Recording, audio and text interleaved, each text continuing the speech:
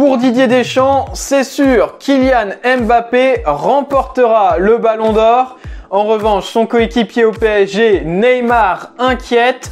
L'hommage de la presse française à Bernard Tapie.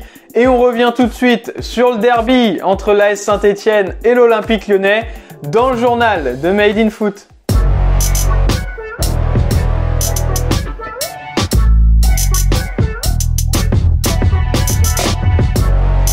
Pas de vainqueur dans le 123e derby entre l'AS Saint-Etienne et l'Olympique Lyonnais. Oussem Aouar avait ouvert le score en première période, mais Wabi Kazri lui a répondu sur penalty dans les toutes dernières secondes du match.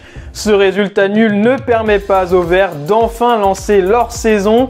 Ils sont toujours derniers avec aucune victoire, mais il a sans doute permis de sauver la tête de Claude Puel.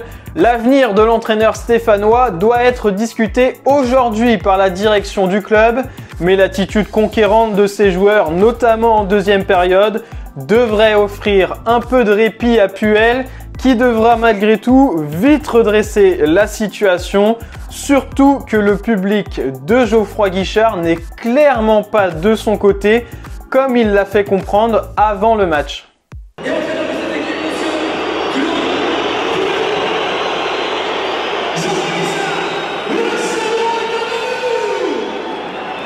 Du côté de l'OL, l'heure était au regret au coup de sifflet final. Si Jérôme Boateng a critiqué l'arbitrage de François Le Texier, Peter Bosz n'était lui pas du tout content du manque de réalisme de ses joueurs.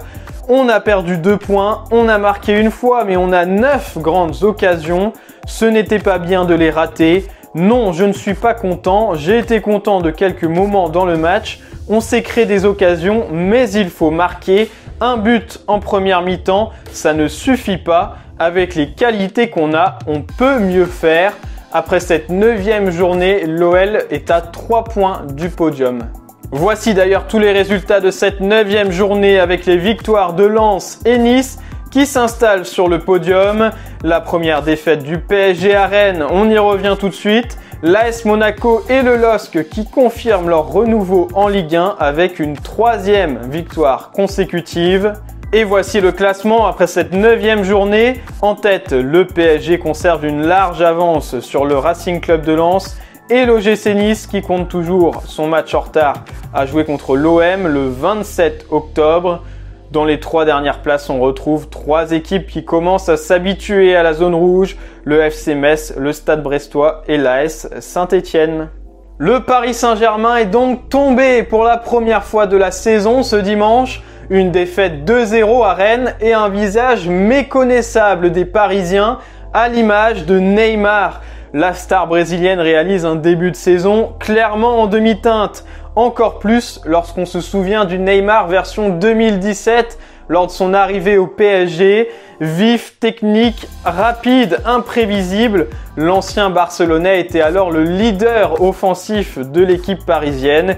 Ce qui n'est plus le cas aujourd'hui, il se retrouve relégué derrière Messi et Mbappé. Pourtant le Ney ne manque pas de volonté. Du trio magique, c'est d'ailleurs celui qui fait clairement le plus d'efforts défensifs, comme lors de la victoire contre Manchester City en Ligue des Champions, au détriment parfois de sa lucidité dans le dernier geste. Mais surtout, c'est l'état physique du Brésilien qui interroge. À bientôt 30 ans, il ne semble pas plus concerné par son hygiène de vie qu'il ne l'était lorsqu'il avait 20 ans, même s'il avait tenu à faire taire les critiques sur une supposée prise de poids. Neymar n'est clairement pas dans sa forme optimale. La faute aussi à des pépins physiques à répétition ces dernières années, adducteurs, chevilles, ischio, mais surtout ses fractures du métatarse en février 2018, puis en janvier 2019. Depuis, Neymar n'est plus le même joueur, à l'image de cette statistique ressortie par le journal L'Équipe. En 2021, Neymar n'a inscrit que 3 buts dans le jeu avec le Paris Saint-Germain. Kylian Mbappé gagnera probablement le Ballon d'Or et ce n'est pas nous qui le disons, c'est Didier Deschamps, interrogé dans l'émission Téléfoot. Le sélectionneur des Bleus a estimé que l'attaquant du PSG avait toutes ses chances de remporter la prestigieuse récompense. Alors sans doute pas dès cette année où des candidats bien plus sérieux le devancent, comme son coéquipier au PSG Léo Messi, Jorginho, vainqueur de la Ligue des Champions avec Chelsea et de l'Euro avec l'Italie, Robert Lewandowski ou encore Karim Benzema comme on vous en parlait récemment. Alors partagez-vous l'avis de Didier Deschamps. Est-ce que vous pensez que Kylian Mbappé gagnera le Ballon d'Or dans sa carrière? On attend vos avis dans les commentaires. Et on termine par les hommages de la presse française à Bernard Tapie, décédé ce dimanche matin à l'âge de 78 ans. Le quotidien L'Équipe consacre 20 pages au boss, à ses multiples vies, ses réussites, mais aussi ses échecs. Le Figaro salue sa rage de vaincre. Comme à son habitude, Libération met en une belle photo de l'ancien président de l'OM avec ce titre « Toutes affaires cessantes ». Enfin, La Provence, journal dont il était devenu propriétaire en 2013, rend un dernier adieu à celui que tout le monde appelait le boss. Les obsèques de Bernard Tapie auront lieu vendredi à 11 h à Marseille. Et voilà, c'est tout pour aujourd'hui. Merci de nous avoir suivis. N'oubliez pas de vous abonner juste ici et on se retrouve bientôt pour un nouveau journal de Made in Foot.